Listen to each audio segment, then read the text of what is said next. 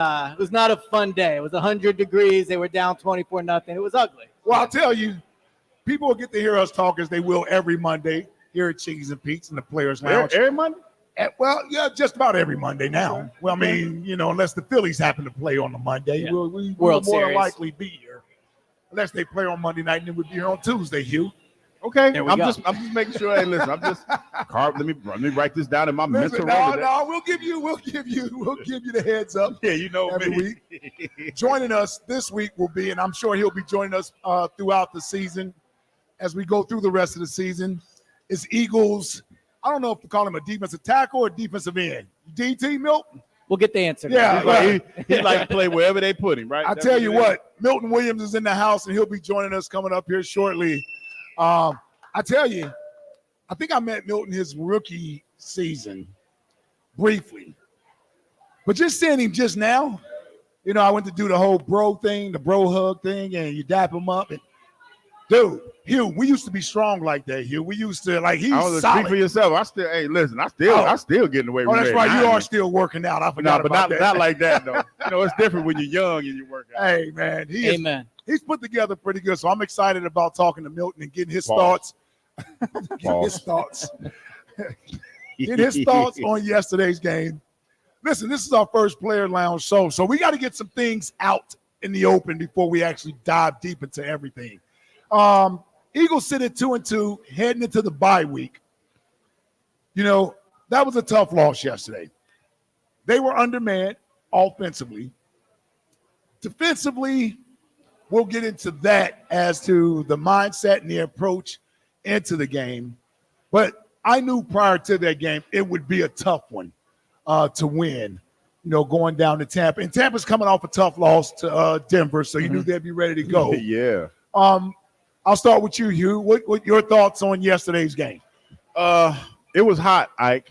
You weren't there, Hugh. No, but what I'm saying, the thing is this. When you've played in games, because we've been in games like that, and fatigue, the old saying, fatigue can make a coward out of you? Yeah. When that heat hits, it changes the whole aspect of everything. But I'll say this. I don't think the defense that we saw in Louisiana, I think we left that defense in Louisiana. To be honest, that we left that defense in Louisiana. That was a tough sledding yesterday. What's his name? Gardner, not Gardner Minshew, but they kind of look alike. Chauncey. No. How the hell does Gardner Minshew? What's his name? No, the quarterback. You talking about Baker Mayfield? Baker Mayfield. They kind of look alike a little bit. They certainly kind of look alike. They do look alike. That's why I got confused. Yeah, we thought you were talking about CJ. No, I wouldn't. No, we got plenty of time to talk about that. But no, they made Baker Mayfield. They made the throws easy for him. He had a lot of uncontested throws in the first half. There was a lot of missed tackles in the first half. That's why I say I think that the defense that played Louisiana, they were New Orleans. Louisiana. Yes. New Orleans is in Louisiana. Yes. Okay. So where am I wrong? No, you're right about the state. Okay, I'm just saying. Yes. Okay, I'm a little nervous. First show out the gate. First show out the gate, man. Oh man. I love it. Nervous energy. Yeah. But yeah, that's what I think. It was a recipe for disaster from the beginning. Okay. Elliot, now you were down there. I was, yeah. Your thoughts on? So I do think yesterday, going into the game, it was an acceptable loss. They didn't have to win that game. Once you beat the Saints, you go to 2-1. You're missing AJ, you're missing Devontae, you're missing Lane. I think 2-2 at the bye with everything that they've been through is a fair, acceptable outcome for this team. What the issue is, you couldn't have that happen. You could lose the game, but to go down 24-0 to, never really was competitive. I mean, they got within 14 and driving, so they did have a small chance. But I just think with the bye week this next week, you needed a better performance to sit on for 2 weeks than they just had yesterday. So the game yesterday, you almost kind of view it as you just wash it away. Big picture, yeah. I don't have the concerns it sounds like maybe a lot of other people do with this team. I think the defense through 4 games has been good enough. There are certainly games that could have been better, but if we're going to be real, they kept them in the game against the Packers, the Falcons, and the Saints. They were bad yesterday for sure, but the offense wasn't there to save them like the defense has been the first 3 games, keeping them in the game. So I think the offensive line has been good. I think the defense overall has been good enough. And I think the skill players are obviously good when healthy. The one big picture concern I have is the turnover battle. They're losing it all the time, and they're losing it because of the quarterback. So if that doesn't change, nothing else matters. But if they start to take care of the ball, I think they're still one of the best teams in the NFC. Yeah, and listen, we'll get into the defenses. Milton will join us here in a few minutes. I wanted to get some of the offensive stuff sort of out of the way before we bring Milton on. I always feel uncomfortable asking players to speak about the other side of the football, so I know he'll feel more comfortable talking about his side of the ball and things they do on the defensive side. But offensively, they were shorthanded yesterday. They were without A.J. Brown. They were without Devontae Smith, without Lane Johnson. And it's almost like when you go into a game without 3 of your top 5 players on the team, you don't really have a lot of room for error. But you don't have any margin to make mistakes. And obviously the defense giving up a touchdown on the first drive, it instantly puts pressure on that offense to have to go out there and do something when they got the ball. To go 3 and out. Yeah. You put the defense back on the field in 100 and some degrees. What did you think about offensively from a game plan standpoint? Kellen Moore's sort of idea of what he wanted to do yesterday. I know there's a lot of talk of not getting Saquon the ball enough, but the first 2 plays of the game went to Saquon. The first throw of the game, I actually think ended up being the most important play of the game on offense. If Jalen hits Saquon on a pass that is not super easy, he's moving out of the pocket, he's throwing on the run, but it is a throw that I think he himself would admit he should make, then you start the game with a 1-play, 70-yard touchdown to Saquon. So game plan-wise, I thought the players let the play caller down. Dallas Goedert had a chance to make a 20-yard catch. He dropped that. Mekhi Becton, who's been good this year, led up a sack that killed a drive. And then we just talked about the Jalen missed throw to Saquon. So I thought the game plan was mostly fine. I don't really have issues with the offensive coaching staff yesterday. I thought the players that you count on to make plays on offense didn't make the plays, and that put them in a hole. What'd you think about the offense yesterday? I think that there was some culpability on the offensive play call. But I do understand. Let me say this first. I understand that when you go down 7 as fast as you did, that kind of puts you behind the 8 ball. Yeah. That puts you behind the 8 ball.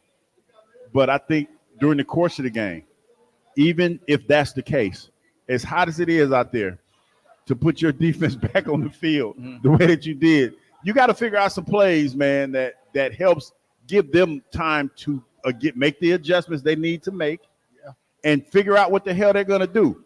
Because the thing that jumped out to me, Ike, in the first question I asked when I was watching, was why are the corners playing so far off? Yep. Because all Baker Mayfield was doing was playing, 7-on-7? He was doing 7-on-7. Yeah. And they didn't help. They didn't make those adjustments, in my mind, quick enough.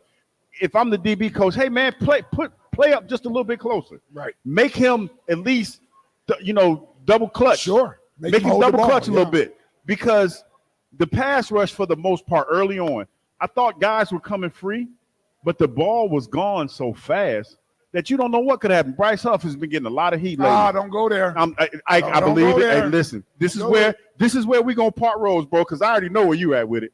He can play. I've seen the cat on film. He can play.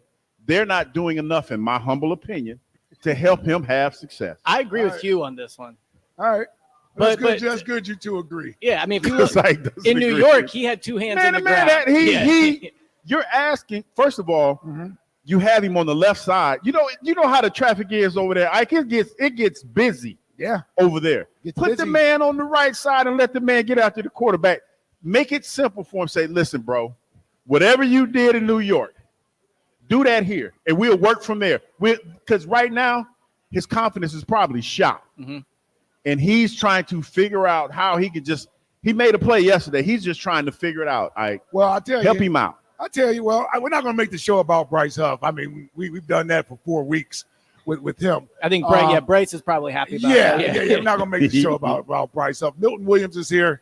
He's going to join us here in a moment. Before we get back, I got a little bit of baseball news real quick for everybody. First of all, the Mets laid down in the second game like we all knew they would. Yep. Diamondbacks, holla. We'll see you guys next year. Arizona is eliminated from the playoffs. The Braves are in the playoffs along with the Mets. And then something a little closer to my heart and from my childhood, and you all too. He helped bring the first World Series championship here in 1980. I understand where his Q rating was at, but baseball great Pete Rose has passed away at 83 years old. So Pete Rose passed away not too long ago. That's on the news right now. I'm assuming he died of natural causes or what have you. But yeah, I just got word that Pete Rose passed away and the Atlanta Braves in the playoffs. So now we'll wait and see who do we play between. I believe it's Milwaukee and New York. I believe they play the winner of that. Yeah, between those two teams. So we'll either be headed to the cheese state or we're headed to the Big Apple. There you go. One or the other. A Reese reunion, maybe. You're talking about Reese Hoskins. Yeah. Yes, I thought you were talking about some of my relatives or something. I don't have anybody. You're right. In Milwaukee. Yeah, we don't really like the cold up there. We'll take a quick break. We'll come back. Eagles defensive lineman Milton Williams is here. He'll be joining us. We'll get his thoughts on yesterday's game. We'll continue to chop it up with Hugh and Elliott Shore Parks right here at Chickies and Pete's in South Philly. It's the Chickies and Pete's Players Lounge. Come on down and join us, man. We got 2 Monday night football games going tonight. Is the baseball still on, or is that the last of the baseball? That was the last of the baseball. Now postseason baseball is here. But hell, we do got 2 Monday night football games going on. Come on down here and join us. We'll be back right here on 94 WIP. You're clear. Close out the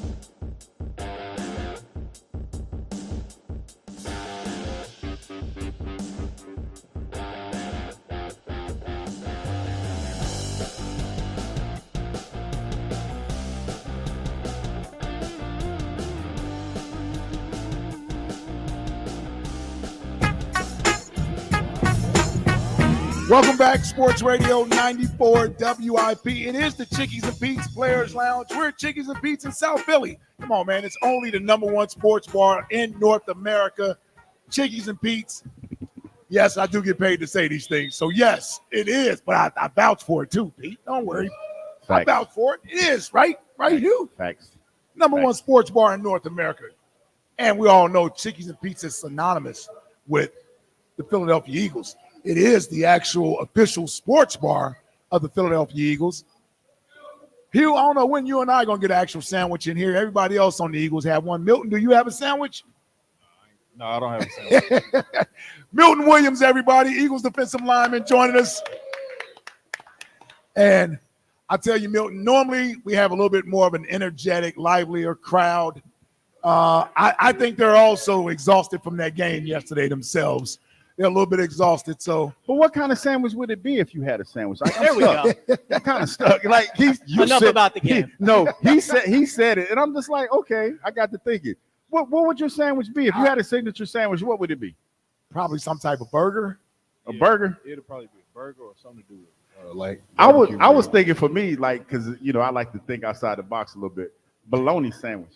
Bologna Sandwich. Bologna is kind of For underrated. me, with a thick piece of bologna, though, not no little ass piece where it bubble up in the middle and you got to cut the side. cut it. No, I want the big fry it? like a slab of bologna. Yeah. Milton, we out the hood. We don't eat bologna like that no more, I man. ain't had bologna in a minute. You know what I mean? Hey, cause y'all bougie, y'all forgot where y'all came man. from. Listen, I ate a lot of that growing up. Right? So y'all don't eat spam either? Oh, What? No, I Spam? eat spam. Okay, see, I yeah, eat you spam. eat spam. Is that breakfast meat? Spam? I don't know. Spam. I think Spam's having a comeback. I see it on Yeah, like, spam. Instagram all the time now. All right, then we get back to the show. I was gonna say, Milton, Just we curious. will talk about the menu and food for the next 45 We can minutes. do that. Fool around with me, you will. All right, big dog. First of all, welcome to the show. And you're in a safe space. We're with players.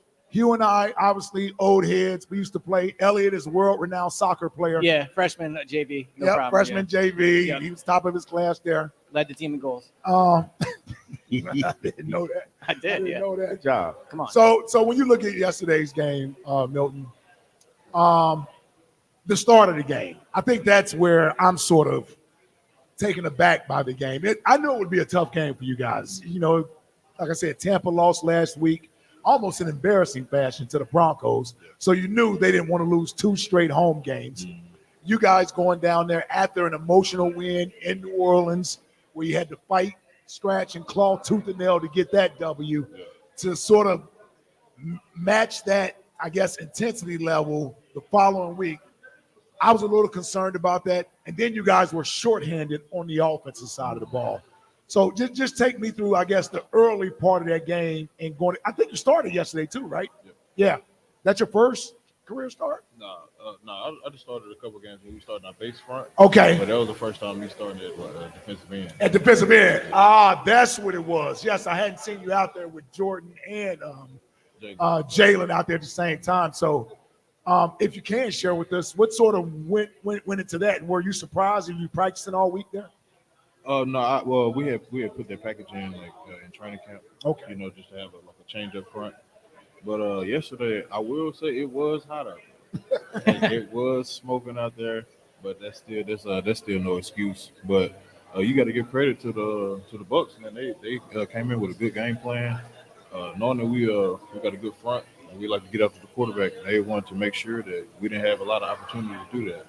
So a lot of quick game, Baker getting the ball out, and I think I saw like 1.9, 2 seconds. Like, He was the fastest, I believe, around the league yesterday. He got rid of the ball the fastest. so it's like, now I don't care what rusher you are, like you can't win a rush that quick. Like, you ain't gonna be able to fake and throw that quick. Yeah. So like I said, they just had a good game plan, tried to keep us out of the game plan, and we just got to clean up some stuff. We just got to go. We went over the film obviously today, but we just got to clean up the little things, making sure everybody know where they're supposed to be in the right gap, and just effort as well. So as far as the defensive line goes, you said you played defensive end and defensive tackle. What position do you like to be in the best when you're playing out there on the line? And what's the difference between the two positions when you're playing for you? The difference for me is just the spacing.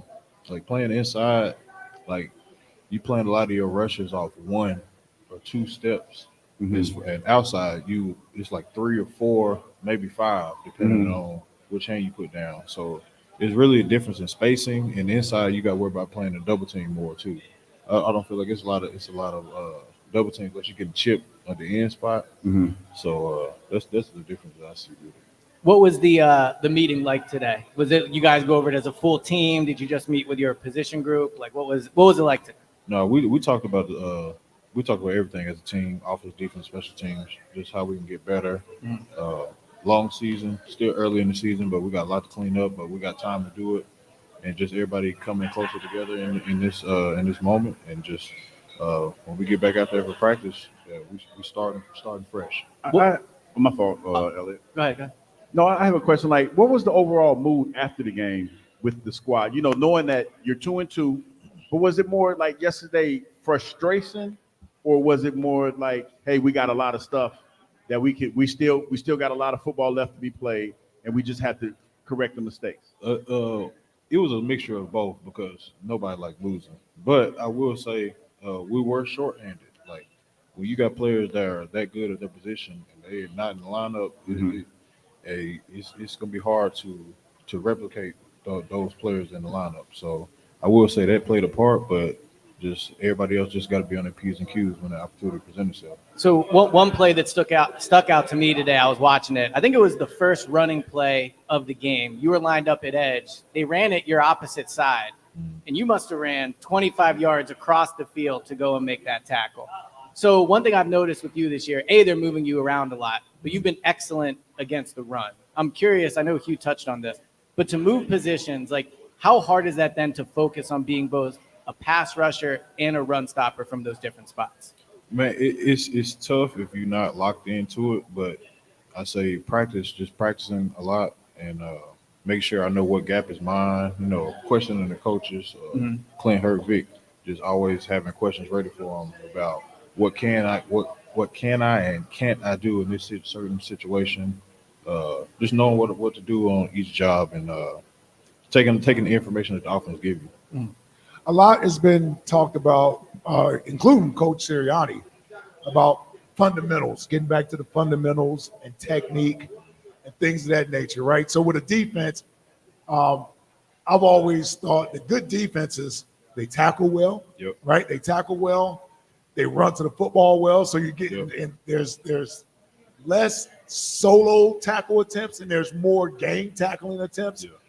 Pretty much, I thought the way you guys played in New Orleans. Like, if I could have a defense play that way, especially against the run, that's what I would envision.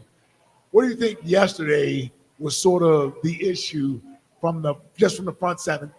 Forgive me, but tackling with the secondary is sort of hit or miss at times. And no offense to those guys, but it's sort of hit or miss. That's just me saying it. Crazy. But I put more pressure on the front seven guys to really make a lot of tackles, especially in the run game.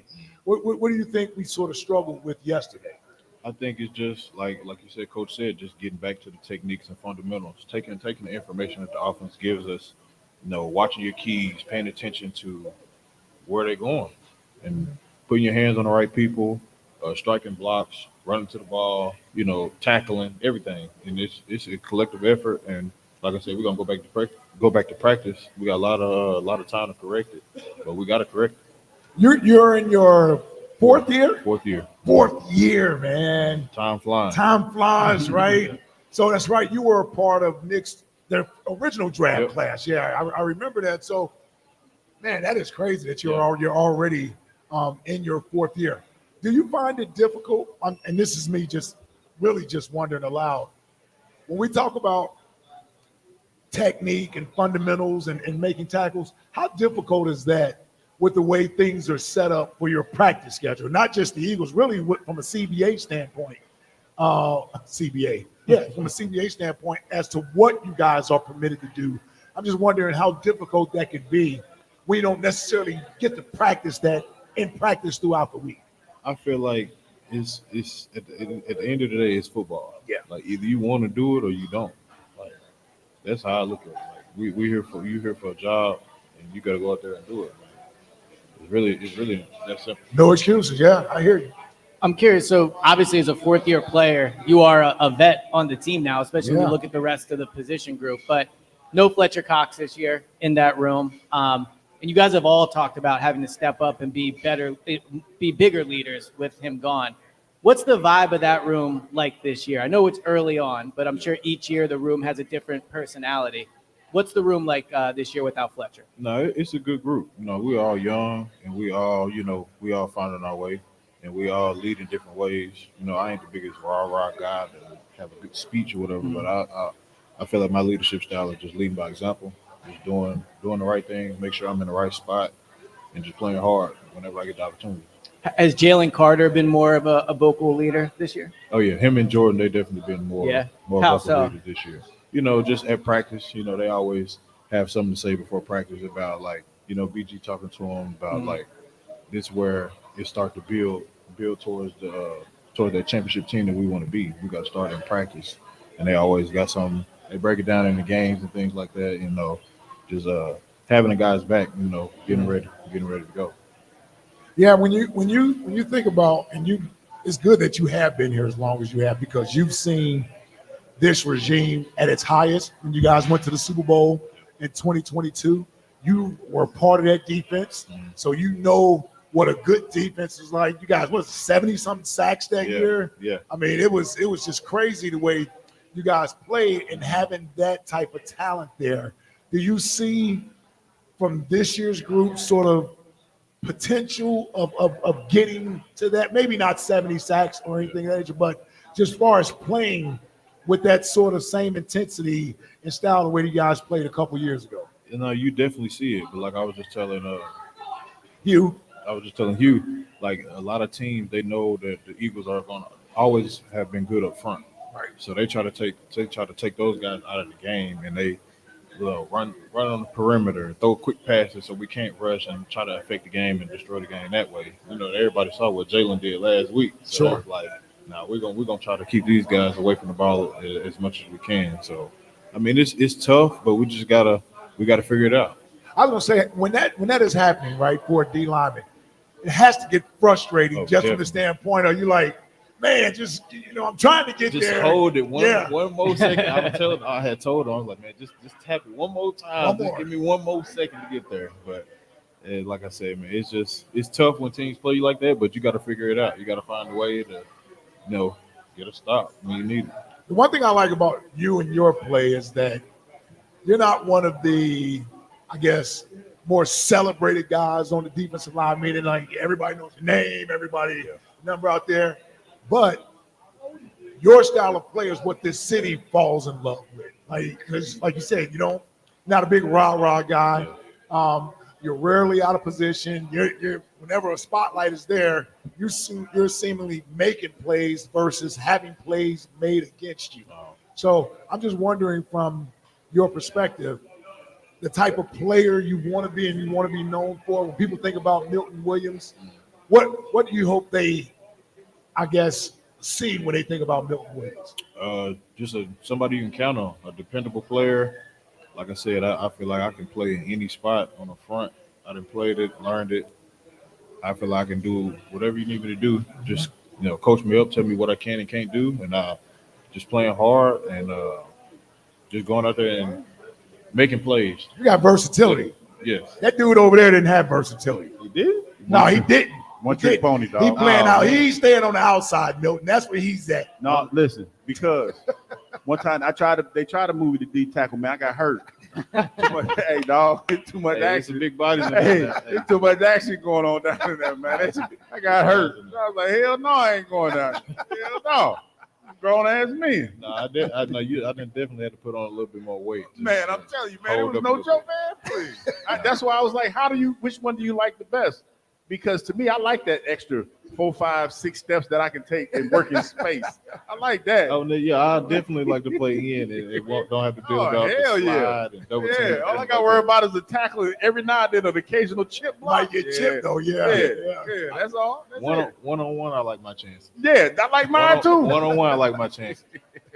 You've always been a good pass rusher, really, since you got to the NFL. It's what you were known for. Vic Fangio actually said he really liked that about your game before he even got here. But I'm curious this year, how do you think you've improved as a pass rusher? Now being in your fourth year, you have so many more reps in game of doing it. How do you think you've improved this year? Just getting the experience in the past years, knowing how certain linemen like to set and what coaching styles teams like to have on the offensive line, how they want them to set and things like that, and just going in with a better plan, executing the plan, and if the first plan don't work, having a strong counter and just sticking to it, not having too many moves in my head and trying to do 3, 4, 5 moves in one rush instead of just focusing on one thing and trying to execute that and then having a counter. Just simplifying it and just trying to execute it as best as I can. All right, we're going to take a quick break here. We're coming back with more from Milton Williams, Eagles defensive lineman. I can't call him a defensive tackle because he plays DN and he plays D tackle. So we'll be back. There we go. We'll be back with Milton Williams in a moment.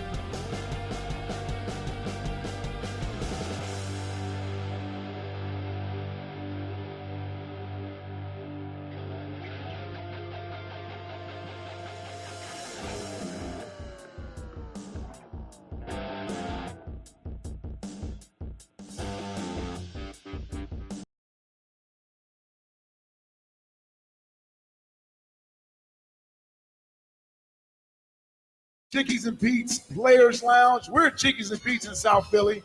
Come on down. We got plenty of food, drinks, everything for you. It's the #1 sports bar in North America. It's also the official sports bar of the Philadelphia Eagles. Yeah, there you go, Pete. I got it all in, Pete. I got it all in there. Pete was down in Tampa. Can't you tell?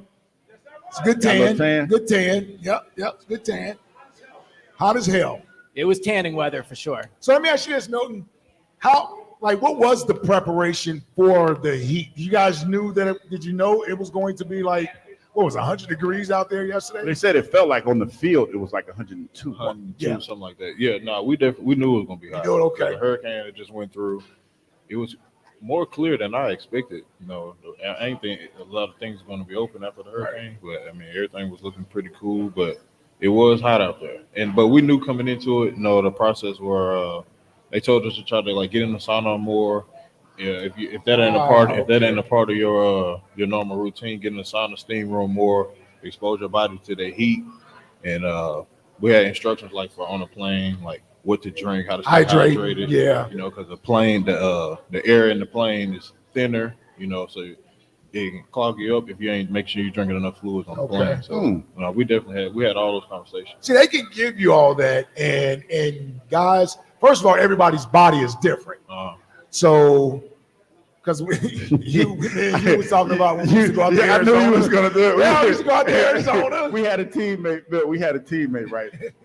We're playing in Arizona. It's hot. And Mike Caldwell. I wasn't going to say his name. Mike crept up so bad, dog. He was calling for his wife. And to give you a little detail, he couldn't even get up to pee and all of himself, dog. Yeah, it was bad. Thanks for that visual. Yeah, he did. It is uniform. They just gave them pickle juice back in the day and said good luck. They didn't get all the stuff you get. Yeah. Oh no, they're way more equipped now to handle cramps. Yeah, Elliot is right. We came up with pickle juice, and I don't even think scientifically that really worked. I think it was a mental. Well, it's the same thing as Gatorade. Like basically pickle juice. I thought they still give us sodium now. Well, no, the sodium. They still do something like it's the sodium content is basically the sodium content in Gatorade and pickle juice is about the same. What about the electrolytes? The same. So I think it's something similar to that because I remember that Gatorade got upset because everybody called it the pickle juice game. Right. And that's when they came. I remember we started taking those electrolyte packets. Yeah. Where they started putting the packets in. Yeah, in your Gatorade. In the Gatorade. So that's where all that came from. So yeah.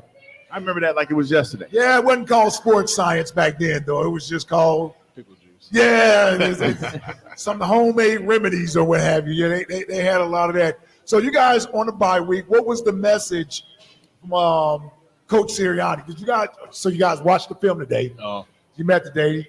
Did he speak to the team? What was like the message presented to you guys before you leave for, I guess, how many days you guys have off? We got a lot of ball left. Yeah. It ain't over. You win some, you lose some. You don't win every game, but you learn from losing. You learn more from losing than winning. You do winning. Yep. Watching the tape, you learn a lot, and we know what we got to fix. And I'm confident that we're gonna be able to do that. If my memory is right, is Vic Fangio your fourth defensive coordinator? Because you had Gannon, Desai, Patricia, and now Fangio, right? So 4 in 4 years, which is pretty crazy for I guess a vet now, but a young player. I'm curious. We get to talk to Vic Fangio once a week. Fans love when he talks because he definitely tells it like it is. He doesn't sugarcoat anything. But you get a unique perspective of what he's like. What has Vic been like? Since coming here. Man, he's about business. He no nonsense. Like you say, he do the interviews. It's all truth, no nonsense. He is giving it to you the way he see it, and if you don't like it, hey, that's what it is. Is it a lot of? Do you talk to him one-on-one a lot? Is he because Nick Sirianni is so personable? It seems like he's big on the connecting. Is Vic like that, or is it a different style? I don't just talk to him a lot. I see him. I say what's up to him in the meeting and things like that. Sometimes on the field, but it's not a lot of one-on-one conversations. But it's when we do talk, it's about ball. Yeah. When Vic Fangio speaks, is it when he teaches, is it more of he's more of like a hands-on teacher, or is it like more of an X and O's kind of guy where he shows you different techniques that are played and things like that, or does he kind of physically when you're out there on the field, does he kind of show you where guys could probably do better? I say it's kind of both because he'll get on the board like and draw up how it's supposed to be done or what we're supposed to look like in a certain defense, but then he'll have clips from like his defenses in the past where they executed what he was trying to call in certain situations. Okay. I say he do a good job with both of those. So as far as the defensive line, Coach Hurts, your coach, right? So what type of style does he have? Is he more of a hands-on guy, or is it more like he's a chalkboard kind of coach? I'll say he'll mixture of them too. Like we do a lot of D-line work. Like we got questions in the meeting. Like he'll stop the clip and like get up and like, all right, come up here to the front. Like he ain't got no neck either, though, dog. Coach Hurt ain't got no neck. Yeah, hey, you play football. A lot of people say that. A lot of people say that. Coach Hurt ain't got no neck, big guy. dog. He is a big guy. He ain't got no neck, dog. Did he play? I think he did. He's in Miami, right? Yeah, Miami. He played in college. Okay. I was gonna say, he's our age, Hugh? He's a little bit younger. Oh, he's actually younger than us. Probably about, I would say about 8 to 10 years, maybe. Damn, we're old, man. No, but he ain't got no neck though. You keep Wait a saying minute, I need to figure that out because he might be younger. Yeah. I think he's in his 40s. Well, I tell you, he was. That's about 8 to 10 years, Elliot. I'm not 50. gonna be wrong. I'm just. I just turned 50. Thank you, 50. Hugh. Appreciate that. Yeah, happy to Putting the business out there. Yeah. Thank you. Appreciate 45. that. I still can get away with being 45. 45. Yeah. I look like I'm 47. I tell you what, shaved, though, I'll be in the game. Physically, you do for sure. But if I shaved, I'd be in the game. You would be in the game. I ain't trying to be in the game, though. I'm gonna go ahead and I earned these gray hairs. You look good. He looks good. He looks good for his age. With y'all on the He looks good for his age. So, what's your plans for the bye week? I'm going home for sure. Okay. Got to go see the moms. Now you're from Texas, right? Texas. What part of Texas you from? Fort Worth. Okay. Fort Worth area. Dallas, Fort Worth area. That's pretty hot down So there. I don't know what the weather is grew right up a now. Cowboys fan, huh? No. I'm trying to put that on him. No, I'm just put saying. that evil on him, Ricky Bobby. Yeah, don't do that. You grew up a Cowboy. Hey, it's funny because not everybody in Texas grows up a Cowboy fan. Some of them probably grow up wanting to be anything but a Cowboy fan. That's how a lot of it is down there. Yeah. That's how it is. I'm sure, especially when you've got so many frauds outside of the state of Texas that want to be Cowboy fans. You mean like the ones that live here in Philly? A lot of them that live here in Philadelphia. I didn't call out anybody, Hugh. I did. I didn't call out anybody. What was it like playing the Cowboys for the first time? Oh no, it was crazy. You know, it's really just surreal. Like I'm in the game, like man, I'm really going against the Cowboys. Right? And that stadium is crazy. And it's like because I never got to play it. Like a lot of high school teams when they go to like the state championship, like in the tournament, they play games in the Cowboy Stadium.